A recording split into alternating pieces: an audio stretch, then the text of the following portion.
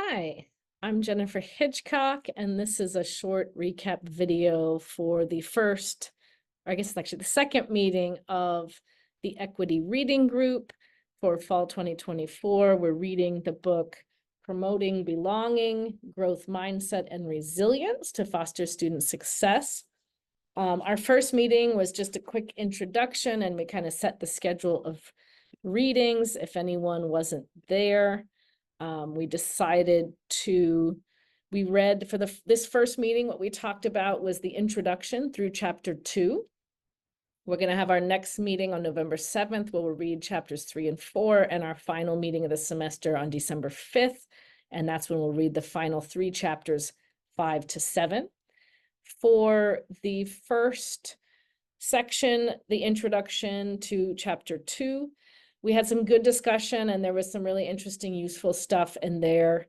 About the port, some of the stuff we touched on that we discussed was, that it's important to normalize that learning is hard, that college is hard, that it's normal to struggle, to get students to see that smart students are the ones who ask for help.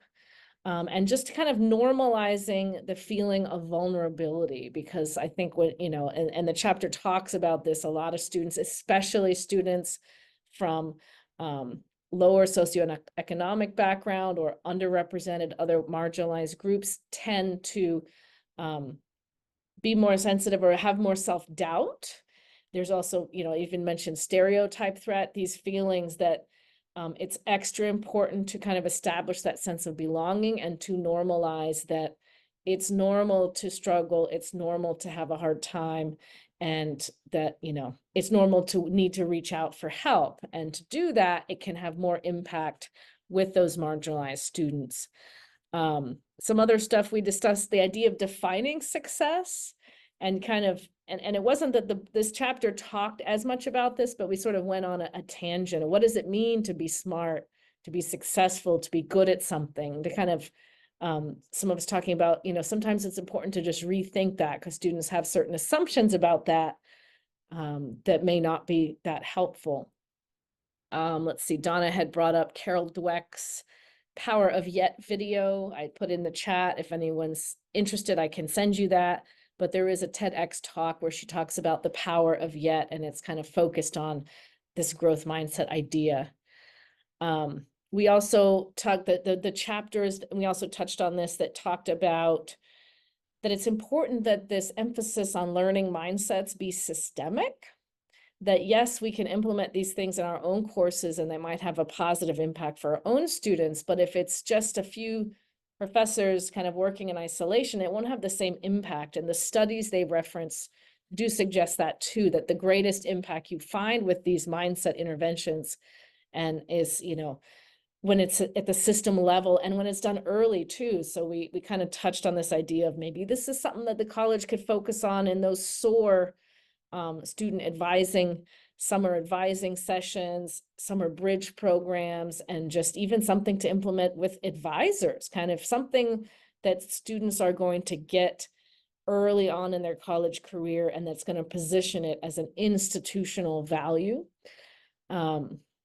And teaching importance of teaching students to self-advocate, and to let them know too that different professors will be different. Not all professors might do this or that, and what should you do if you encounter a class that's like this, because acknowledging that not everyone's gonna allow revisions, not everyone's going to have tilted assignments or whatever. And the kind of idea too of how do we kind of encourage our students to stop focusing so much on grades? And this was a hard one that we couldn't really figure out, because one member has even used ungrading strategies and found that the students still just want to check the boxes and really don't care as much as he would like to about the learning that happens. And so getting students to focus on the learning. And there was a great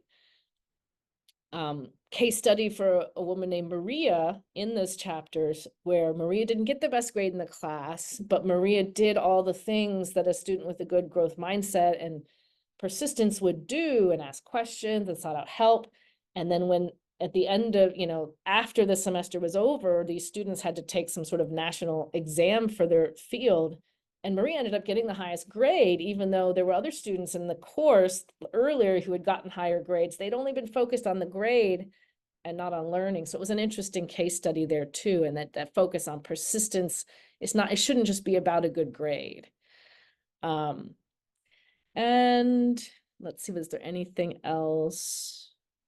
It was interesting. Someone brought up this new Sarge app that sends AI messages to students and asks how they're doing and stuff, which some of us hadn't been that familiar with because it's relatively new. And I think it's run by EdSites was the name of it, was the name of the company that runs it.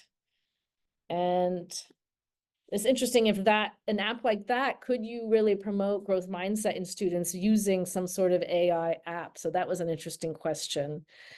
And really just, again, we kept coming back to this idea that we want to normalize stories of overcoming failures, that it's normal to fail. There was a story in the section about Stanford, how they had an actual Stanford I screwed up day where students would talk about stories about them messing up and what they learned from it. So emphasizing the importance of learning from failure, learning from mistakes, but also I think there's one story in there about a student who had been a child soldier. So we kind of talked about this, that, sometimes younger students, they might not have had real, major traumatic life events or face that much adversity. So you don't want to make it seem like you have to go through this horribly traumatic thing, that there's kind of everyday normal adversity too. So anyway, those were some of the things. And the book also talks about, this section also talks about resilience. Social belonging was really important. We talked about some of the critiques of the concept of grit, which the authors did acknowledge that, too much focus on grit can overlook some of the other struggles of marginalized students. So there was some interesting discussion about that. There's also, at the end of each chapter, has some great questions for reflection and calls to action. So anyway, so we enjoyed the discussion. There was some good points in there. And if you didn't make it to the first meeting, you're welcome to come to another meeting. And we'd hope to see you at a future meeting. Thanks.